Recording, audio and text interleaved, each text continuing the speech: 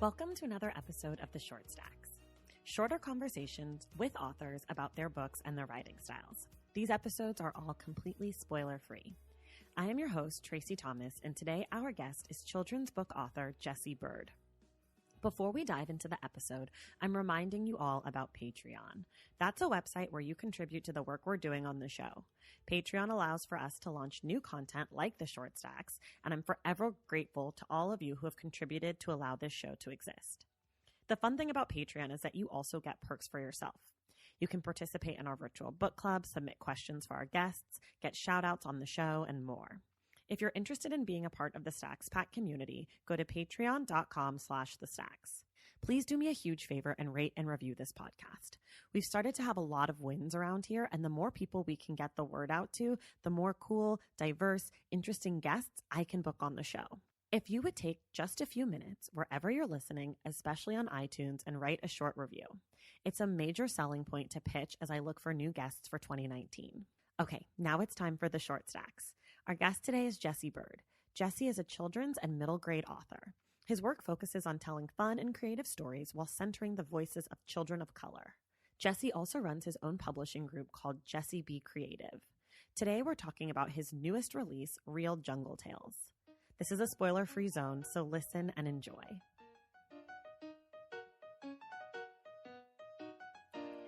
All right, everybody, we are here today with the Stacks mini episode with our guest, Jessie Byrd. Jessie is an award-winning children's and middle grade author. He's a native of California and currently is living in Dubai. Jessie is the author of King Penguin and Sunny Days, and his most recent book is Real Jungle Tales. Jessie, welcome to the Stacks. Thank you so much for having me, Tracy. I have to say this just right now off the bat because I can't keep a secret, but Jessie and I actually know each other from when we were little babies, basically. We were in high school together at Bishop O'Dowd in Oakland, California. Go Dragons. Yep. And then we lost touch, and then books brought us back together. Isn't that lovely? I know. See, books are so magical, spoken like real nerds. But I have to be honest, you weren't really a nerd in high school. I was an undercover nerd. It was weird. It took me a while to kind of accept the fact that I was a full-blown nerd in an athlete's body. Right, because you're if you had to describe your body, you might say that you were 6'8", 245. I was looking for tall, but sure. But you were a basketball player. Yep, in high school and college. And were you always a reader? I was always a reader. My mom made me read 30 minutes a day, every day, pretty much most of my life. So she was very adamant about literature. That's so good. And your mom is a writer also. She is. Ever since I was 11, which was almost 20 years ago. Don't tell anybody. Okay, this is totally a private podcast. No one will hear this. Just between us. Ever since I was 11, she started her writing career. And she's 20 plus books deep. Wow. She's loving it. Ready to transition into podcasting, TV shows. Oh. Yeah. Tell us your mom's name so if people want to check out her books. Yes. Mary B. Morrison. She also writes under the pen name Honeybee. Okay. We'll link to that in the show notes and everything else we talk about today. All right. We're just going to dive right in. In 30 seconds or less, tell me about Real Jungle Tales. So Real Jungle Tales to me is a celebration of ingenuity. You have Z, who is a young Native American girl. She gets punished on Halloween and can't go trick-or-treating. So because she broke the TV, I'll give that spoiler alert away. She broke the TV again, and so she gets punished. So she can't go trick-or-treating with her friends. So the next day when everybody's bringing their candy to school and they're eating it and they're trading it and they're talking about how much fun they had, she feels left out. So she comes up with a plan, and I won't give that spoiler away, to essentially get some candy from her classmates. Very good. I didn't time you, but I might have to start timing people. We'll see how this goes. So Z is a Native American girl. I do want to ask about that. You are a Black man. Mm-hmm. How do you feel? How did you decide? How did you discover that you could write as a young woman or a little girl, really? Well, what's interesting is I'm a firm believer that ideas pick people. So when these concepts sort of arise, I really just feel like my job is to bring them to their fullest, their truest form. So as they come, I try to present them as they come. I really don't try to put myself in the middle of it or interfere with what they're supposed to be. You know, my job is just to foster their development, their true development. How did this story come to you? It was a story at first, just about a little girl getting lost in the jungle, and then it spiraled into a little girl saying she got lost in the jungle, but it wasn't quite true. She was telling the story to impress her classmates, kind of like all this scary stuff happened to me and it's crazy out there. And then it got more context when the theme of Halloween started jumping into my mind. And from there, it took on more of a form in terms of now it's not just a story that they're telling, it's a story within a story, which is really what Real Jungle Tales is. It's really quite two stories wrapped in one. And you write this book in verse. I do. Yes. What's that like? Is that hard? Does it make it a lot harder? It does. I mean, most publishers and agents will tell you today they don't even prefer books from children's book authors in verse because it's hard enough to tell a great story succinctly, impactfully, if you're doing it just in plain English. But like, if you really want to make the words rhyme, now you're even more limited. So, yeah, it was a wonderful challenge. I'm really looking forward to it. And because it's a series, I would love to work with, you know, I have friends who are songwriters and musical artists. I would love to get their input on how to structure this story in verse even better and like feature them as like, you know, guest helpers or guest artists. Yeah, that's so cool. I feel like it must be a challenge also for children to read in verse. Mm-hmm. I mean, it might help and be hard for them. Like if you're learning to read and you're using this book, like you might know the last word rhymes with the last word from the sentence before, but like you might be, you know, I still get tripped up reading in verse. So I have to imagine it's probably like a fun challenge for kids when they get it. They're like, yeah, zebras. Why did I pick zebras? I don't know. Doesn't rhyme with anything. Does zebras rhyme with anything? No, I don't think it was ever the last word in the line. It was not, because I would remember if zebras rhymed with something because it doesn't. You also have an illustrator on this book. I want to make sure I mention her name. Or why don't you mention her name? Yeah, Andressa Meisner. She's out of Brazil. She's super talented. She's done a lot of work with like Chevron and other major corporations. I was really, really fortunate and blessed to partner with her on this project. She's such a professional and such an amazing artist. I mean, if you could see some of the slides that didn't get into the book, I mean, it's amazing. It's amazing. How much of what she does do you influence, and how much of what you do does she influence? Like, how much say in the story does she have, and how much say in the drawings do you have? That's a great question. So with picture books, pretty much because I'm doing the script and the project management and the art direction, I pretty much have to build out this blueprint for the illustrator to see clearly what's happening in each scene. Okay. So I need to paint a picture of who's in the scene, where is it set, what mood are we trying to convey, give suggestions on which angle to capture the scene from. Are we overhead? Are we below? You know, how are we projecting the character? So for me, I like to work in spreadsheets. Okay. So basically, I grid it all out and try to make it as succinct as possible for the illustrator to know exactly what it is they're going after. And then from there, we can have our back and forth, you know. Okay. Maybe I didn't present it quite right, or, you know, maybe the interpretation was a little bit different than what we were expecting. And then we have a much more collaborative process. But I have to sort of give them something to go off of. Right. And you have your own publishing house. Yep. Is that what you call it, a publishing house? Oh, yeah. Sure. Oh, yeah. Jesse Be Creative, Yep. which we'll link to in the show notes, obviously.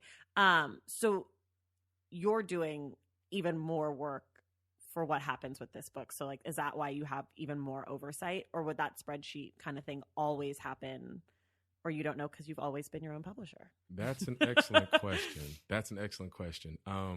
So yeah, one of the benefits of having a mom who's worked in literature for over 20 years, and mind you, she's in a completely different genre. She caters to adults and services adult literature, but I have gotten to see firsthand both sides of the business and get a firsthand understanding. In terms of picture books, now when you pitch a picture book script to a publisher, just a bit of information for anybody who's interested in writing children's books, they basically buy the rights to license the script. You forever own the copyrights, but they buy the rights to license the script, and from there they may consult you on things like cover design, illustration style, But in most cases, they likely will not because they feel like they do this for a living. They have their in-house people. They'll take it from here. Thank you. So with me, especially trying to cater to diversity in children's literature, I knew for a number of reasons that I had to make sure that these ideas were seen through and treated with the proper respect, treated with the reverence. Mm-hmm. And so I knew that there was really only one way to do it, and that's just to make sure that I handle it with care myself. That's awesome. I love that. Here's an interesting question for you. You mentioned that you might have to like scrap things or like you might decide that you didn't explain it right or something. Did you ever have different titles for this book? Yeah, not too far off. The choice was between Real Jungle Tales and just Jungle Tales, and I labored over that for at least 2 months. What tipped you from real to no, or from no real to real? And to be quite honest, I'm still not 100% confident I made the right choice. The reason why I went with real is because it's sort of a satire on what it is. Okay. So when you read the book, you'll realize that there's a lot of hyperbole. Mm-hmm. Z is having a lot of fun with her stories. She's very inventive and creative. Mm-hmm. So, real is sort of just a play on the fact that it really is imaginary and fiction. I think you made the right choice. You think so? I think Jungle Tales isn't enough. Okay. I think real gives it a little pizzazz. I appreciate that. Thank you. I need that. It's true. No, it's true. I think it's good. Also, the book is just so beautiful. Like the purple, when you see it, when it comes, it's just like really nice to look at. So thank you for making a beautiful book. Oh, and also thanks to your illustrator. Yeah, but you guys work together, so you both get credit. Oh. Valentine's Day is upon us, and I've got love on the brain. Love for books. Duh, of course. Hello. Did you forget what podcast you're listening to? I love bringing you all great reads, exclusive author interviews, and behind the scenes book gossip. But I can only do that with your support over on Patreon and Substack. Our Stacks Patreon community, also known as the Stacks Pack, is where you can go for book club meetups, a private, very active Discord, and a year-long mega reading challenge to help you achieve all your reading goals. Plus, you also get that monthly bonus episode. Now, over on the Substack, you can subscribe to my newsletter, Unstacked, where I keep the book conversations going. I also give you a healthy dose of sports and pop culture, definitely some hot takes happening over there. And again, that bonus episode. If you don't have a few dollars to spare, don't worry. There are free options on the Substack and the Patreon to get you a little extra Stacks magic. Making this podcast is a total team effort, and by supporting my Patreon and my Substack, you allow me to support my amazing team that makes the show possible every single week. So if you or your friends are looking to meet other book lovers and support this indie podcast, come hang out with me on Patreon, Substack, or both. I would love to have you. And since we're talking about love, you can gift subscriptions to the Patreon and the Substack for that special reader in your life. For the Stacks Pack, head to patreon.com/thestacks. And for the newsletter, head to tracythomas.substack.com. And also, there are links to both in the show notes. Okay, see you in the Stacks. Okay, we're going to get into about how and where and why you write. So tell me a little bit about where you write your books physically. Like, where are you? Are you home, coffee shop, on vacation, at a beach? So I'm definitely a resident of my local coffee shop. Okay. They know me by name. They know my order before I come in. When I'm at home, I get so distracted that I can't really work productively because there's always things you need to do, right. Wash the dishes, wash the clothes, things like that. But when I'm at a coffee shop, I can just zone out and focus. I got my caffeine and I'm going. And because you're writing like short, not always short, but more like simple sentences, which I think is way harder to do than complex sentences, how much are you laboring on like word choice? That's a great question. Because there isn't a lot of room for error, most picture books hang around 500 words, if that. You really have to be precise. You really have to be intentional with your wording, and you have to realize that your audience may not be exposed to, all of the vocabulary you are as an adult. Sure. So you have to convey concepts impactfully, but you need to do them within a certain confines of your vocabulary. So it's an awesome challenge. I mean, I love it. I mean, people who have who have done it and really tried to do it will concede that it's not easy. Right. It's not straightforward. It is a journey. It seems so easy, but I feel like the greatest lesson in life is anything that seems easy is really hard. Yeah. You know, like you see someone walk on those like tightrope things and you're like, I could walk on that tightrope thing. And then the second you try, you know, I'm talking about the things that are like between the trees. You're like, Oh, yeah. I could do that. And then you like try to get up and you fall off, or like, I don't know, making a good smoothie like seems so easy. And then you go home and you're like, this is the worst smoothie ever. It tastes like spinach. So I know that writing these simple, because it's specificity and simplicity, and that's hard. It is in everything. It is, but also with all the words that you have as an adult, it's interesting to think about you thinking, will my reader have these words? Because this book is aimed at what age range? 4 to 8. So 4 to both 8. of my picture books, my illustrated picture books, are aimed at ages 4 to 8. Okay. Yeah. And Sunny Days also has a female lead. Yeah, Martine. Martine's a ton of fun. Yeah. I like her a lot. And your other book, King Penguin, has a penguin lead. Has a penguin lead, which is my favorite animal. Which is in the end of the book. Which is in the end of the book. Of Real Jungle Tales. Yep. He mentions that, and I really like that part. Read the last page. Okay, so you like to write at your coffee shop. And what about, do you eat anything or drink anything, like specifically snacks? So I usually fast until about noon. Okay. Read a book, and it'll come to me later. Jesse Itzler, the husband of the lady who started Spanx. Okay. It's his book. It's his book about living with a SEAL and having a Navy SEAL come into his house and basically break up his comfortable routine. Okay. And one of the things that they were saying is that, most of our bodily function and energy goes to digestion. So if you can manage to be lean up until around noon, 1 o'clock, then you're really giving most of that energy back into other functions for your body. And so for me, because coffee is so filling for me, I just have an Americano straight, no sugar, because sugar makes me taint. And that'll usually get me from 7 a.m. to about noon. Okay. And then I'll try to have something light and energizing. Do you write after you eat, or do you only write in the mornings? No. So what I usually do is I write for about 5 hours in the morning, and then I'll take a break for lunch and try to get some exercise in just to get the blood going, stop sitting for a while.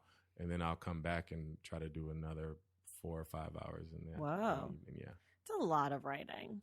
Yeah. I mean, well, it's not all writing, because it's project management as well, because it's, I'm looking at portfolios of illustrators all the time. Got it. Which I love doing. But I'm always trying to match the right illustrator with the right story. Right. So, it's a lot of other things also. Yeah. Do you feel like you focus on writing more in the morning when you are fasting?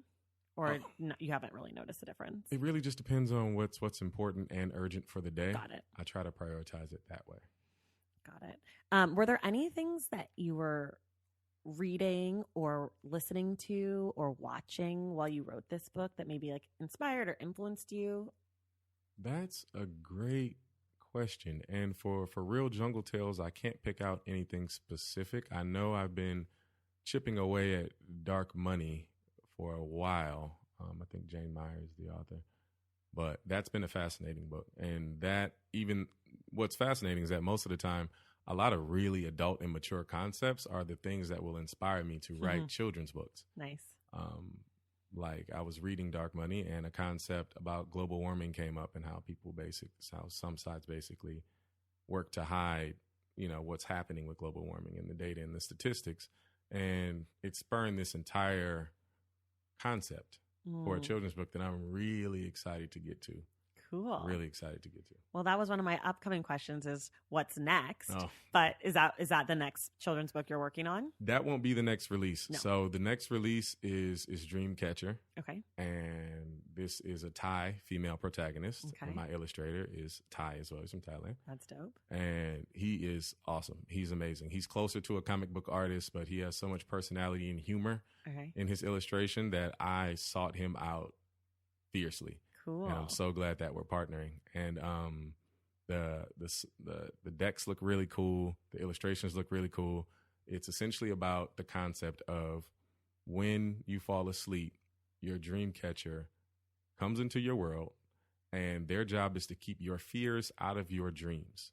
Great. So every time you fall asleep and you had a good night's sleep, you didn't have a bad dream. It's because your dream catcher did their job effectively. Got it. And it's this little tiny human that pops up. Okay, I was going to ask. And yeah, is it a person, or is it like the dream catchers like from Native American culture? No, it's a person. It's a little person, but the nets that he throws around to catch your fears are inspired by the dream catcher nets from Native American culture. So yeah, it's a book about humility. It's a book about really mainly it's a book about humility. Yeah. And when is this book coming out? So that won't be coming out in the tail end of 2019. Okay. So we got a little Q4 time. Of 2019. Okay. Yeah. Oh, I'm excited. Yeah. How important is it for you to include characters of color in your books? Oh, it's extremely important. It's extremely important. I just read a statistic that, summed up sort of what anybody close to the industry who hasn't paying attention have already realized, which is that, 11% of the children's books in the last 23 years, only 11% have been have had multicultural content. So that doesn't even mean that the lead was of a certain ethnicity. It just means the author and or some of the characters were of a certain minority group. And so it's a supremely underserved market. Sure. And we've sort of seen with the sort of books that have been published over the last 2 decades plus how the publishers in the industry is trending. Now I think diversity and inclusion is becoming more of a hot button thing. Sure. And I think that opens the door for a lot of awesome talent to come through the door. But my fear is that once that's no longer a trending topic, once, the conversation moves to something else of focus, the primary conversation, there'll always be people who are champions in these causes. But once the primary conversation moves on, then how do we keep that fire healthy? How do we keep that content and that service alive? So for me, it's really important to make sure that we do this. Well, I can speak for my nieces. They thank you very much because they're 2 little Black girls and they like books of color, and I'm very excited to give them real Jungle Tales. You read this, you go places and read the book to kids. Have you noticed that children of color respond in a certain way to seeing reflections of themselves, even if they aren't necessarily Native American or Thai or whatever it is, but just like seeing brown children? Have you noticed that there's a response to that? Oh, 100%. Just seeing someone of their culture, of their skin tone as an example. I think visual examples are really, really important. I think it's sort of one thing to have a very intangible idea that something is possible. It's another thing entirely to see someone doing something and know that that's an option for you. You don't have to want it. You don't have to do it, but you have seen it done. Right. And now you know it's real. Like it actually exists in the world. World. They say representation matters. Representation matters. Visuals matter. Right. Seeing it and knowing that it's possible. Knowing it's possible. And that there's a route for you to get there if that's the way you want to go. Exactly. I love it. Exactly. I love it. Who's the first person you let read this book, the Real Jungle Tales?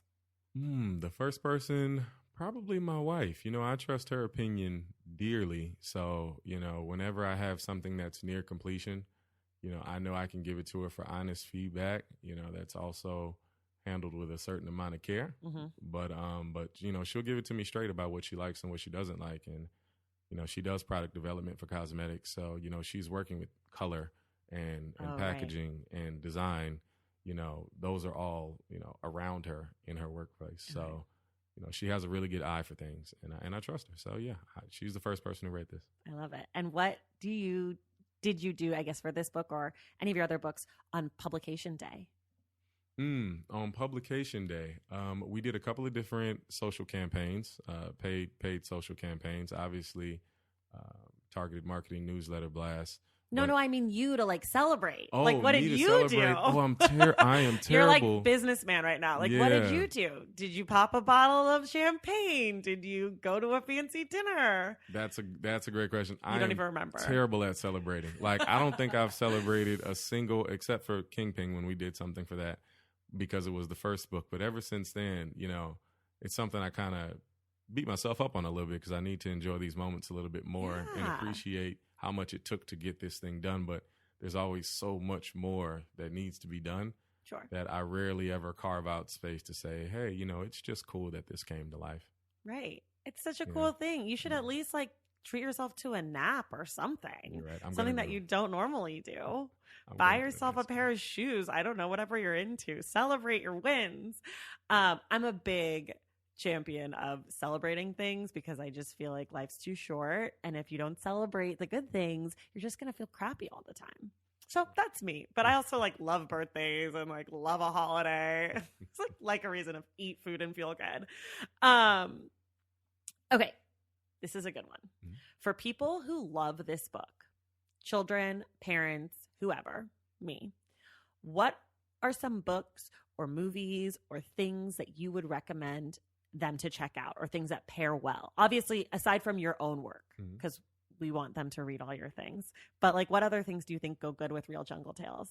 I mean, the things that I would recommend would be for a little bit of an older audience. Okay. Ray Bradbury is probably one of my favorite horror writers. Ooh. Something Wicked This Way Comes is an amazing book that inspired a lot of writers, including R.L. Stine, who did Goosebumps. Of course, Goosebumps is another recommendation. I'm actually a bigger fan than I think I realized of spooky children's horror. Okay. Like that sort of Are You Afraid of the Dark? I know what you're talking about. I hate all that stuff. Oh, it was great. I hate scary. That doesn't cross the line. So weird. Those Yeah. type of shows. It's like that doesn't cross the line. There's no blood and gore, but I think that's what makes it so challenging is that you have to elicit this feeling without being able to show all of these things that will evoke a response. Sure. So, yeah, I would say Goosebumps. I would say anything Ray Bradbury. I can't think of too many, Halloween themed picture books that I would recommend.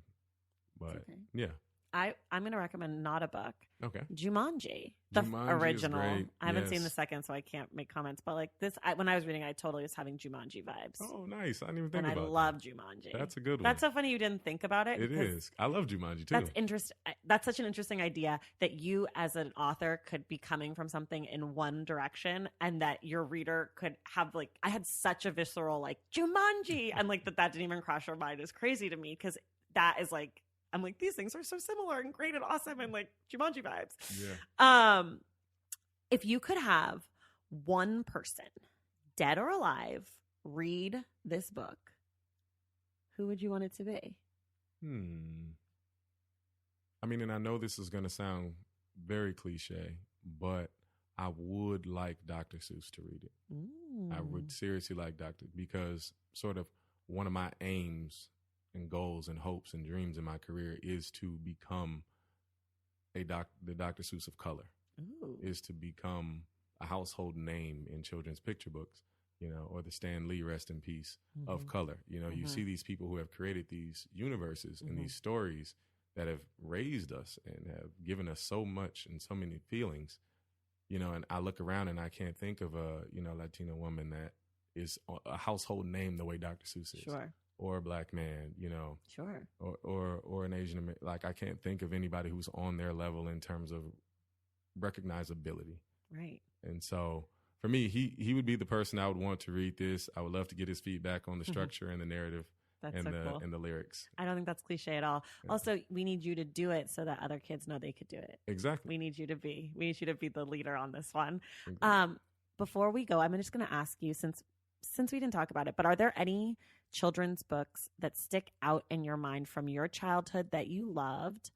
Or actually, fuck it, let's say, and any children's books you've come across now as an adult where you've been like, yo, this is so cool and great, like that have inspired you. So either things you remember from being a kid or things now. So one of the authors that have really inspired me recently is John Klassen, and I hope I'm pronouncing that right. I Want My Hat Back is the name of one of his books. It's actually a series, and it is hilarious. Okay. I mean, beautifully simple. All of the books are so funny. Oliver Jeffers is another one.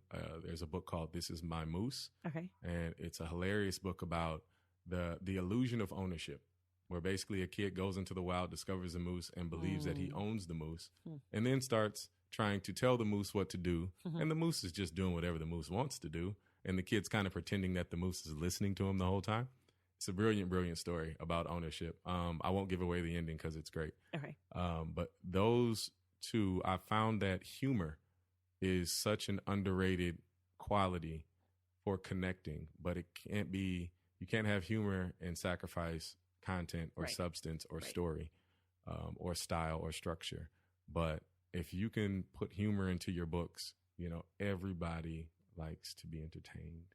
And did you discover both those books as an adult, or do you remember them from being a kid?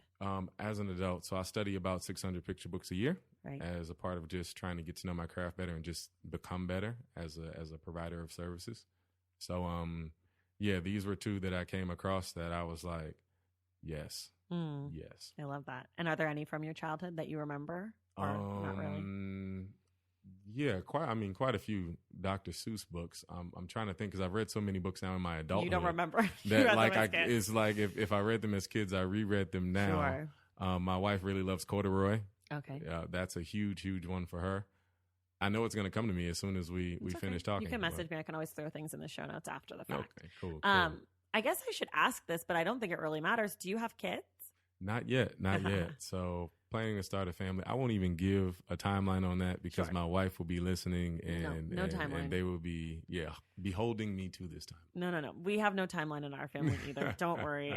I just was curious because you write for children, so it's I think for me in my mind, I think like, oh, children's book writers are people who have children and like love children or children people. But like you're kind of still, as far as authors go, you're kind of a child. Exactly. Like, I'm a big child at heart. I'm always reading to kids. I love children. I love reading to them. I love engaging with them. They're so honest. They're so forthcoming. And I have so many children in my family. I have like 4 godchildren that I'm the godfather of. But yeah, I don't think that's, you don't necessary. Need to have kids to be a pediatrician. Right. That's true. That's true. Okay. Here's my last question for you. What would you like readers of Real Jungle Tales to take away from the book, if anything? I would like them to take away the honesty and sincerity of it. I think Z, the main character, her ingenuity and creativity, even if the methods aren't all the way champion, she's sort of my Dennis the Menace of my universe. So, she's going to be that lovable rascal, but she is going to be a rascal. So I would like them to take away the ingenuity, the sincerity from it, and just have a good time. Just have a genuinely good time. I love that. Okay. The book is Real Jungle Tales. Our guest today, the author, is Jessie Byrd. This has been really fun. I will link to everything we talked about today in the show notes. And it is holiday season, and I'm sure some of you know some lovely little girls and boys who need a book about Halloween to look at some candy pictures. Obviously, I don't know if people associate Halloween with Christmas or Hanukkah or whatever you celebrate, Kwanzaa, nothing. But it's a good book for kids. It's fun. It's exciting. We're so glad that you can make it on the show. And I guess I'll let you have the last word. Anything you want to say? I mean, for the most part, just see your dreams as a public service. I mean, I talk about this all the time when I'm in front of kids, but like, if you can imagine if Michael Jackson didn't sing, if Mike didn't play hoop, how many people would be left uninspired? So please see your dreams as a larger service to a community and chase them honestly. Well, I'm going to cry now. That's really good. All right. Thank you so much for being here, Jessie. And thank you guys for listening. And we will see you in the stacks.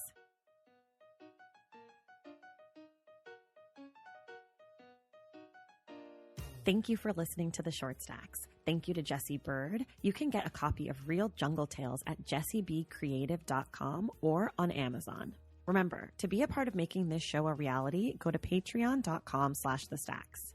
Make sure you're subscribed to The Stacks wherever you get your podcasts, and if you're listening through iTunes, take a moment to rate and review the show. Our graphic designer is Robin McCrite, and our theme music is from Tigirigis. This episode of The Short Stacks was created and produced by me, Tracy Thomas.